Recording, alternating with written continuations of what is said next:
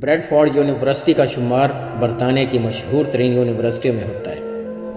یہ دنیا کی 50 بڑی اور برطانیہ کی ٹاپ کلاس 10 اچھی یونیورسٹیز میں شمار ہوتی ہے۔ 2005 میں یونیورسٹی کو چانسلر کی ضرورت تھی۔ پوری دنیا میں 100 سے زیادہ اسکالرز اور بزنس مینیجرز کو بلایا گیا، جس میں زیادہ تعداد برطانیہ، امریکہ اور جرمن اسکالرز کی تھی۔ اس لسٹ میں پاکستان اور انڈیا سے صرف ایک بندے کو بلایا گیا۔ سلیکشن سے پہلے جرمن سائنٹسٹ کو چانسلر کی سیٹ کے لیے سب سے زیادہ مضبوط امیدوار قرار دیا جا رہا تھا، مگر تمام کہانی اس وقت بدل گئی جب ٹیلنٹ، لیڈرشپ، ماڈرن اسٹڈیز پر بحث ہوئی۔ پاکستانی نژاد نے دوسرے تمام امیدواروں کو پیچھے چھوڑ دیا۔ اس حال میں بریڈ فورڈ یونیورسٹی کے تمام ڈائریکٹرز کھڑے ہو کر تالیاں مارتے اور داد دینے پر مجبور ہو گئے جب جرمن سائنٹسٹ اس اسکالرز کے پاس آیا اور کہا، اس پوسٹ پر تم مجھ سے بھی زیادہ قابل بندے ہو۔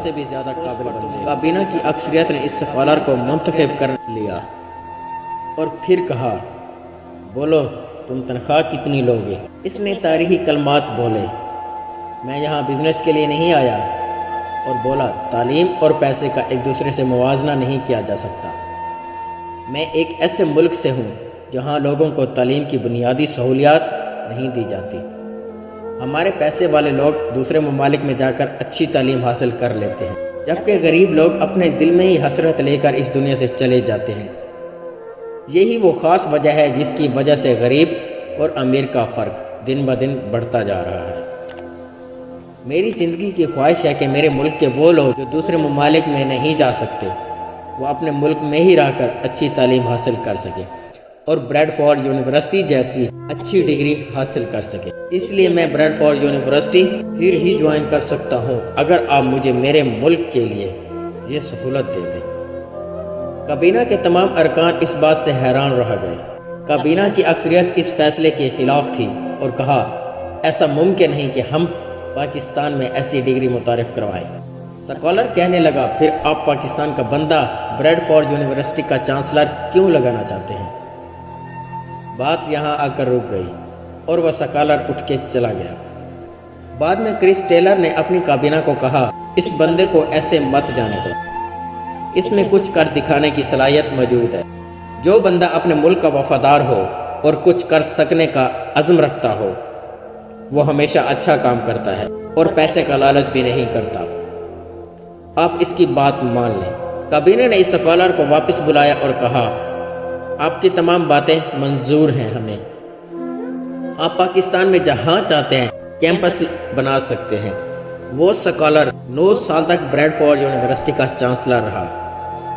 1986 کے بعد یہ پہلا موقع تھا کہ کوئی بندہ اتنے زیادہ عرصے کے لیے چانسلر بنا رہا۔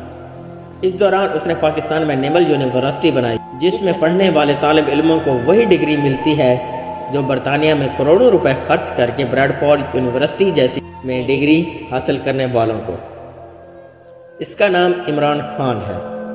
وہ منافق خان، طالبان خان، یہودی ایجنٹ اور غدار سیاستدان کے طور پر جانا جاتا ہے، مگر میں اپنی زندگی میں ایسا پہلا منافق بندہ دیکھ رہا ہوں جو پیسے کا لالچ نہیں کرتا، اور ایسا پہلا غدار دیکھ رہا ہوں جو ملک کے باہر جا کے بھی پیسے پر اپنے ملک کو زیادہ ترجیح دیتا ہے۔ جن کو یہ بات جھوٹ لگے، میں اپنی اس ویڈیو کے ڈسکرپشن میں بریڈ فورڈ یونیورسٹی کا لنک پرووائڈ کر رہا ہوں، جس کو آپ اوپن کر کے مزید معلومات حاصل کر سکتے ہیں اور خود اسے پڑھ کر آپ اس بات کو سچ ثابت کرنے میں اہم کردار ادا کر سکتے ہیں۔ اس کا مطلب یہ ہے کہ پاکستان میں رہتے ہوئے ان کو برطانوی ٹاپ کلاس کی ڈگری دی جائے گی۔ عمران خان زندہ باد۔